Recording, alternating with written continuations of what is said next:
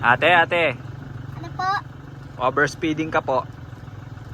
Bakit? Asan po yung lisensya nyo? Anong lisensya? Wala ka pa palang lisensya. Ilang taon ka na ba? 15 years old pa lang po. 15? Ba't ang liit mo? Ganito talaga ako.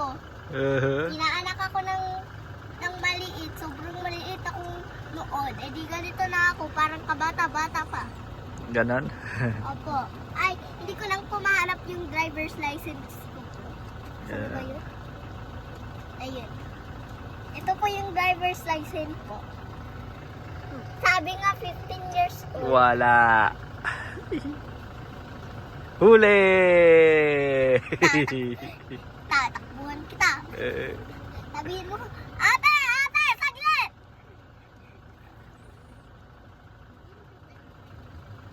Bye-bye.